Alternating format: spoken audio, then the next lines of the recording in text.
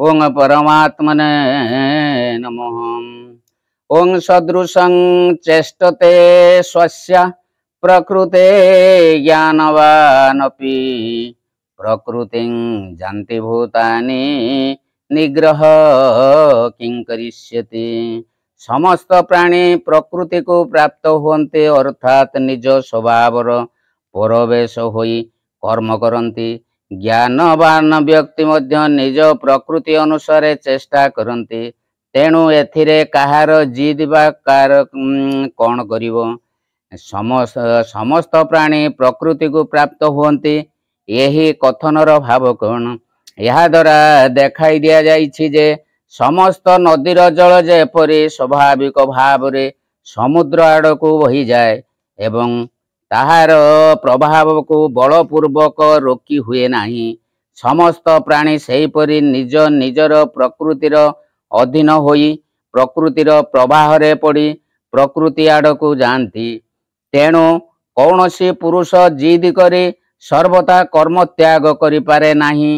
ही नदीर प्रवाह को जेपरि ए पाखरु आर पाखकू बदलाई दिया जाई पारे मनुष्य निज उद्देश्य को सेहीपरि निज परिवर्तन करी तार प्रभावर पथ बदलाई दे पारे। अर्थात राग द्वेष त्याग करी सेही कर्म को परमात्मा प्राप्तिर सहायक करि देई पारे। एठारे प्रकृति शब्दर अर्थ कौन। जन्म जन्मांतरे करा जाइथिबा कर्म मानकर संस्कार स्वभाव रूप रे प्रकट हुए सेही स्वभाव को प्रकृति कहती। एठारे ज्ञानवान शब्द कहार वाचक। एठारे ज्ञानवान पदटी हेउची परमात्मा यथार्थ तत्व जानिथिबा भगवत प्राप्त महापुरुषंकर वाचक। अपि पद प्रयोगर भाव कौन। अपि पद प्रयोग द्वारा देखाई दिया जाइछि जे जेउटी समस्त गुणरु अतीत ज्ञानी मध्य निजर प्रकृति अनुसार चेष्टा करती सेठारे जेउ अज्ञानी मनुष्य प्रकृतिर अधीन से किपरि प्रकृति प्रवाह को जिद पूर्वक बंद करि पारिबो। परमात्मा को पाइथिबा ज्ञानी महापुरुष मानकर स्वभाव कौन भिन्न भिन्न होइथाए। हाँ समस्तंक स्वभाव भिन्न भिन्न होइथाए। पूर्व साधना ओ प्रारब्ध भेदरे स्वभाव रे पार्थक्य रहिबा अनिवार्य। पूर्वार्जित कर्मर संस्कार रूपक स्वभाव सहित ज्ञानींकर कौन कौनसी संबंध रही थाए। जदि न रही थाए तेबे ज्ञानी भी निजर प्रकृति अनुसार चेष्टा करती। कहिबार अभिप्राय कौन। कर्म संस्कार सहित ज्ञानींकर वस्तुत्व कौनसी प्रकार संबंध रहे नाही कि से कौनसी प्रकार क्रिया मध्य करती नाही। किंतु तांकर अंतकरण रे पूर्वार्जित प्रारब्धर संस्कार रही थाए एवं ताहा अनुसारे तांकर बुद्धि मन और इंद्रिय मानक द्वारा प्रारब्ध भोग पाई ओ लोक संग्रह पाई कर्तापण रहित क्रियामान हेउथाए। सेही क्रियामान को लोक दृष्टि ज्ञानी ठारे अध्यारोपण करी कहा जाए जे ज्ञानी मध्य निजर प्रकृति अनुसार चेष्टा करती। ज्ञानींकर क्रिया कर्तापण रहित हेउथिबारु ता सर्वथा राग द्वेष ओ अहंतो ममत्वरु शून्य होइथाए। अतएव ताहा केवल चेष्टा मात्र ताहार संज्ञा कर्म नुहे। यही भाव स्पष्ट करि देबाकू एठारे चेष्टते क्रिया प्रयोग करा जाइछि। ज्ञानींकर अंतकरण रे राग द्वेष ओ हर्ष शोकादि विकार मान जात हुए नाही ना सेमानंक सहित तांकर संबंध रहे नाही। जदि तांकर अंतकरण सहित संबंध नथिबारु सेही अंतकरण रे विकार मान जात हुए नाही तेबे सम दम तितिक्षा दया संतोष आदि सद्गुण मध्य सेथिरे जात न हेबा उचित। ज्ञानींकर जेतेबेले अंतकरण सहित संबंध रहे नाही सेतेबेले सेथिरे हेउथिबा विकार बा सद्गुण मानक सहित संबंध रही पारिब नाही। किंतु ତାଙ୍କର ଅନ୍ତଃକରଣ ଅତ୍ୟନ୍ତ ପବିତ୍ର ହୋଇଯାଇଥାଏ। ନିରନ୍ତର ପରମାତ୍ମାଙ୍କ ସ୍ୱରୂପ ଚିନ୍ତନ କରି କରି ଯେତେବେଳେ ଅନ୍ତଃକରଣରେ ମଳ ବିକ୍ଷେପ ଓ ଆବରଣ ଆଦି ତ୍ରିଦୋଷ ପୂର୍ବ ଭାଗରେ ଶୂନ୍ୟ ହୋଇଯାଏ, ସେତେବେଳେ ସାଧକଙ୍କୁ ପରମାତ୍ମା ପ୍ରାପ୍ତି ହୋଇଯାଏ। ତେଣୁ ଏହି ଅନ୍ତଃକରଣରେ ଅବିଦ୍ୟାମୂଳକ ଅହଂତ୍ୱ, ମମତ୍ୱ, ରାଗ, ଦ୍ୱେଷ, ହର୍ଷ, ଶୋକ, ଦମ୍ଭ, କପଟ, କାମ, କ୍ରୋଧ, ଲୋଭ, ମୋହ ଆଦି ବିକାରମାନ ରହିପାରେ ନାହିଁ। ଏସବୁ ସେଥିରୁ ସମ୍ପୂର୍ଣ୍ଣ ଶୂନ୍ୟ ହୋଇଯାଏ।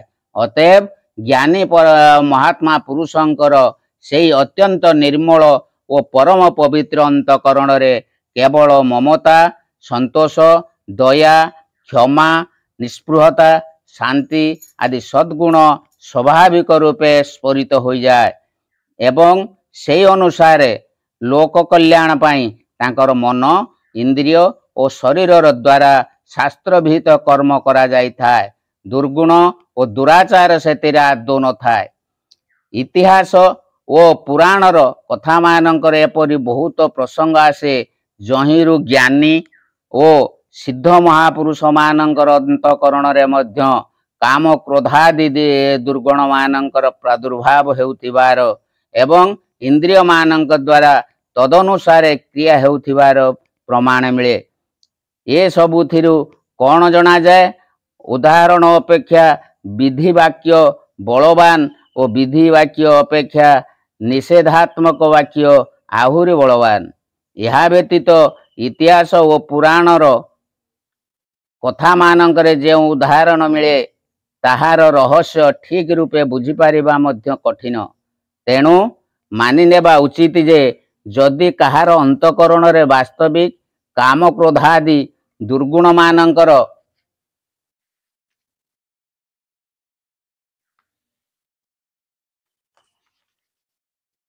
ପ୍ରାଦୁର୍ଭାବ ହୋଇଯାଏ ଏବଂ ତାହା ଅନୁସାରେ କ୍ରିୟା ମଧ୍ୟ ହୋଇଯାଏ, ତେବେ ସେ ଭଗବତ ପ୍ରାପ୍ତ ଜ୍ଞାନୀ ମହାତ୍ମା ନୁହନ୍ତି। କାରଣ ଶାସ୍ତ୍ରରେ କେବେ ହେଲେ ଏପରି ବିଧିବାକ୍ୟ ମିଳେ ନାହିଁ, ଯାହା ବଳରେ ଜ୍ଞାନୀ ମହାତ୍ମାଙ୍କ ଠାରେ କାମ, କ୍ରୋଧାଦି ଅବଗୁଣ ଜାତ ହେବା ସିଦ୍ଧ ହୋଇଛି। ବରଂ ତାହାର ନିଷେଧ କଥା ସ୍ଥାନେ ସ୍ଥାନେ ଆସେ। ଗୀତାରେ ମଧ୍ୟ ଯେଉଁଠାରେ ମହାପୁରୁଷଙ୍କର ଲକ୍ଷଣ ବର୍ଣ୍ଣନା କରାଯାଇଛି, ସେଠାରେ ରାଗ, ଦ୍ୱେଷ ଓ କାମ, କ୍ରୋଧ ଆଦି ଦୁର୍ଗୁଣ ଦୁରାଚାର ସର୍ବଦା ଅଭାବ ଦେଖାଇ ଦିଆଯାଇଛି। ଯଦି ଲୋକ ସଂଗ୍ରହ ପାଇଁ ଆବଶ୍ୟକ ହେବାରୁ ସେ ଅଭିନୟ ଛଳରେ ଯେପରି ଚେଷ୍ଟା କରିଥାନ୍ତି, ତେବେ ତାହା ଦୋଷ ବୋଲି ଗଣନା କରାଯିବ ନାହିଁ। ତେଣୁ ଏଥିରେ କାହାର ଜିଦ୍ କ'ଣ କରିବ, ଏକଥାର ଭାବ କ'ଣ? ଏହାଦ୍ୱାରା ଦେଖାଇ ଦିଆଯାଇଛି ଯେ କୌଣସି ମନୁଷ୍ୟ ନିଜର ଜିଦ୍ ହେତୁ କ୍ଷଣେ ମାତ୍ର ମଧ୍ୟ କର୍ମ ନ କରି ରହିପାରିବ ନାହିଁ। ପ୍ରକୃତି ତାକୁ ବଳପୂର୍ବକ କର୍ମରେ ଲଗାଇଦେବ। ତ୍ୟାଗ କରି କର୍ମବନ୍ଧନରୁ ମୁକ୍ତ ପାଇବାର ଆଗ୍ରହ ନ ହେବାର ଉପାୟ କରିବା ଉଚିତ। ଏଥିରେ ମନୁଷ୍ୟ ସଫଳ ହୋଇପାରେ। ବିହିତ କର୍ମ ତ୍ୟାଗ କରିବା ଦ୍ୱାରା ତ ସେ ସ୍ୱେଚ୍ଛାଚାରୀ ହୋଇ ଓଲଟି ପୂର୍ବ ଅପେକ୍ଷା ଅଧିକ କର୍ମବନ୍ଧନରେ ଛନ୍ଦି ହୋଇଯିବ ଏବଂ ତାହାର ଅଧପତନ ହୋଇଯିବ। ଯଦି ସମସ୍ତଙ୍କୁ ପ୍ରକୃତି ଅନୁସାରେ କର୍ମ କରିବାକୁ ପଡ଼େ ଏବଂ ମନୁଷ୍ୟର କୌଣସି ପ୍ରକାର ସ୍ୱତନ୍ତ୍ରତା ନଥାଏ, ତେବେ ବିଧି ନିଷେଧାତ୍ମକ ଶାସ୍ତ୍ରର ଉପଯୋଗ କ'ଣ? ସ୍ୱଭାବ ଅନୁସାରେ ମନୁଷ୍ୟକୁ ଶୁଭାଶୁଭ କର୍ମ କରିବାକୁ ପଡ଼ିବ ଓ ସେହି ଅନୁସାରେ ତାର ପ୍ରକୃତି ଗଢ଼ି ହୋଇଯିବ। ଏପରି ଅବସ୍ଥାରେ ମନୁଷ୍ୟର ଉତ୍ଥାନ କିପରି ହୋଇପାରିବ? ରାଗଦ୍ୱେଷାଦି କାରଣରୁ ଶାସ୍ତ୍ର ବିରୁଦ୍ଧ ଅସତ୍କର୍ମ ହୁଏ ଏବଂ ଶାସ୍ତ୍ର ବିହିତ ସତ୍କର୍ମ ଆଚରଣରେ ପ୍ରଧାନ କାରଣ ହେଉଛି ଶ୍ରଦ୍ଧା, ଭକ୍ତି ଆଦି ସଦ୍ଗୁଣ। ରାଗ, ଦ୍ୱେଷ, କାମ, କ୍ରୋଧାଦି ଦୁର୍ଗୁଣମାନଙ୍କୁ ତ୍ୟାଗ କରିବାରେ ଓ ଶ୍ରଦ୍ଧା, ଭକ୍ତି ଆଦି ସଦ୍ଗୁଣମାନଙ୍କୁ ଜାଗ୍ରତ କରି ସେମାନଙ୍କ ବୃଦ୍ଧି କରିବାରେ ମନୁଷ୍ୟର स्वातंत्र्य रही। अतएव दुर्गुण त्याग करी भगवान ठारे ओ शास्त्र रे श्रद्धा भक्ति रखी भगवान प्रसन्नता पाई कर्म आचरण करवा उचित। आखि आगरे यही आदर्श रखी कर्म करुथिबा मनुष्य मानक द्वारा केबे हेले निषिद्ध कर्म होई पारे नाही। सर्वदा शुभ कर्म ही हेउथाय, ताहा मध्य मुक्तिपद हुए, बंधन कारक नुहे। अभिप्राय कि जे कौनसी कर्म न करी रही जीवारे मनुष्य स्वतंत्र नुहे, ताकू कर्म करने को ही पड़िबो। किंतु सद्गुणर आश्रय नहीं निजर प्रकृति को सुधारी देवारे समस्तंकर स्वातंत्र्य रही। प्रकृति जेते सुधारी जाइथिबो मनुष्यर क्रिया गुड़िक स्वतः स्वते विशुद्ध होई जाइथिबो। अतएव भगवान शरण नहीं स्वभाव को सुधारी देवा उचित। या द्वारा निश्चित रूपे उत्थान होइजिवो। एही परि भाव समस्त को प्रकृति अनुसार कर्म करने को पड़े। ताहेले कर्म बंधन रु मुक्ति पाइबा पाई मनुष्य कौन करवा उचित, यही प्रश्न उपरे भगवान कहिचंती। ओं नमो भगवते वासुदेवाय, ओं परमात्मने नमः। ओं इंद्रियस्येन्द्रियार्थार्थे रागद्वेषौ व्यवस्थितौ तयोर्नाम वशमागच्छेत् तौ ह्यस्य परिपन्थिनौ। इंद्रियर अर्थरे अर्थात प्रत्येक इंद्रियर विषय रे राग और द्वेष लुचि रहिछि। मनुष्य सेई दुईटीर वशवर्ती हेबा उचित नुहे, कारण से नुहे तार कल्याण मार्ग रे विघ्न सृष्टि करिथिबा महान शत्रु अटंती। एठारे अर्थ पद हे सहित संबंध रहिथिबा इंद्रियस्य पदटी दुई थर प्रयोग करी केउ भाव देखाई दिया जाइछि। श्रोत आदि ज्ञानेन्द्रिय, वाणी आदि कर्मेन्द्रिय और अंतकरण, यही सबुरे एवं सेमानंक भितर प्रत्येक इंद्रियर प्रत्येक विषय रे पृथक पृथक राग द्वेष को स्थिति देखाइबा निमंते एठारे अर्थे पद सहित संबंध रहुथिबा इंद्रियस्य पदटी दुई थर प्रयोग करा जाइछि। अभिप्राय कि जे अंतकरण सहित समस्त इंद्रियंकर जेउ सब भिन्न भिन्न विषय रहिछि, जहांक सहित इंद्रिय मानंकर संयोग वियोग होई हेउथाय, सेही समस्त विषय रे राग और द्वेष अलगा अलगा छपी रहिछि। एठारे जदि इंद्रिय मानंक अर्थरे इंद्रिय मानंक राग द्वेष छपी रही थाए बोली अर्थ करा जाए, तेबे क्षति कौन?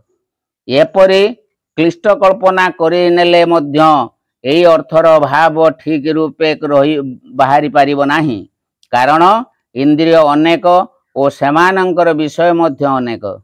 एपरिक स्थल रे गोटिए इंद्रियर विषय रे गोटिए इंद्रिय राग द्वेष रही थाए बोली कहिबा किपरि सार्थक होई पारिबो।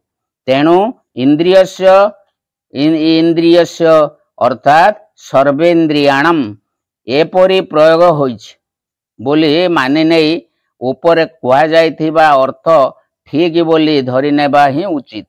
प्रत्येक इंद्रिय विषय रे राग द्वेष दुहे किपरि छपी रहिचंती ओ सेई दुईटर बस न हेबार अर्थ कौन? जेउ वस्तु प्राणी बा घटना रे मनुष्य को सुखर प्रतीति हुए, ताहा जहा तार अनुकूल हुए सेतिरे ताहार आसक्ति होई जाए, एहाकू राग कहंती। जेउथिरे ताहाकू दुखर प्रतीति हुए, ताहा जहा तार प्रतिकूल हुए सेतिरे ताहार द्वेषक होई जाए। वास्तव रे कौनसी वस्तु रे सुख बा दुख नाही। मनुष्यर भावना अनुसार गोटिए वस्तु काहाकू सुखप्रद प्रतीत हुए तो काहाकू दुखप्रद प्रतीत हुए। जणे लोक को जेउ वस्तु एवं समय रे सुखप्रद प्रतीत हेउची ताहा अन्य समय रे दुखप्रद प्रतीत हेबाकू लागे। अतएव प्रत्येक इंद्रियर विषय रे राग द्वेष लुचि रहिताय बा समस्त वस्तु रे राग और द्वेष दुहे जाक रही थांती। कारण सेमानंक सहित मनुष्यर जेते जेते संजोग वियोग हेउथाय जे सेते सेते राग द्वेषर प्रादुर्भाव हेउथिबार देखा जाए। अतएव शास्त्र विहित कर्तव्य मान आचरण करी मन ओ इंद्रिय मानक सहित विषय संजोग वियोग घटिबा समय रे कौनसी वस्तु प्राणी की क्रिया बा घटना रे प्रिय बा अप्रिय भावना न रखी सिद्धि असिद्धि जय पराजय ओ हानि लाभ आदि रे ममता युक्त होई रहिबा टिकिए हेले हर्ष शोक न करिबा ही राग द्वेषर वश न हेबा। कारण राग द्वेषर वश होइगले मनुष्यर सबुथिरे विषम बुद्धि जात होई अंतकरण रे हर्ष शोक आदि विकार उत्पन्न हो जाए। तेणु मनुष्य परमेश्वर शरण ग्रहण करी यही राग द्वेष को संपूर्ण अतीत होइजिबा उचित। मनुष्यर कल्याण मार्ग रे राग ओ द्वेष विघ्नकारी महान शत्रु हुअन्ति किपरि। मनुष्य अज्ञानवशत राग द्वेषर वश होई विनाशशील भोग को सुखर हेतु बोली बुझी कल्याण मार्ग को भ्रष्ट हो जाए। राग द्वेष साधकों को प्रवंचना करी विषय पकाई दियंती जे एवं तांको कल्याण मार्ग रे विघ्न घटाई मनुष्य जीवन रूपक अमूल्य धन को लुटि नियंती। यही कारण से मनुष्य जन्मर परम लाभ वंचित हो जाती एवं राग द्वेषर वश होई विषय भोग पाई स्वधर्म छाड़ी परधर्म ग्रहण करती बा नाना प्रकार निषिद्ध कर्म आचरण करती। यार फल स्वरूप मरिबा परे मध्य तांकर दुर्गति हुए। तेणु राग द्वेष को परिपंथी अर्थात सत मार्ग रे विघ्न घटाई थिबा शत्रु बोली कहा जाइछि।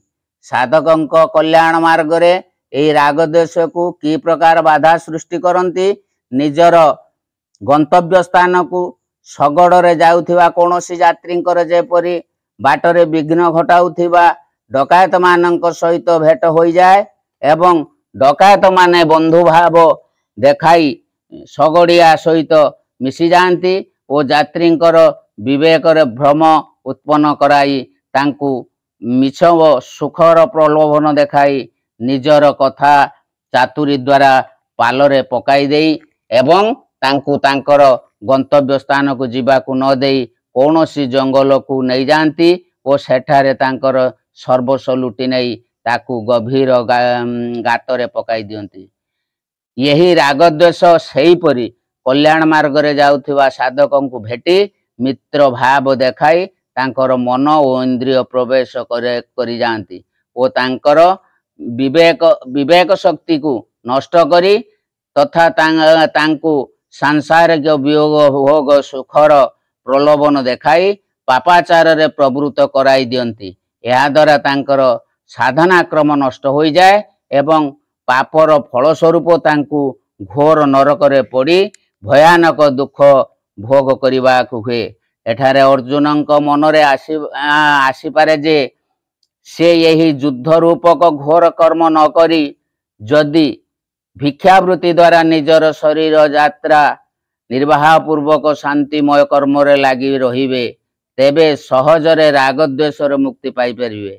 पुणी भगवान तांकु युद्ध करने को कहीं आज्ञा देइछन्ति एहा उपरे भगवान कहिछन्ति ओं नमो भगवते वासुदेवाय ओं परमात्मने नमः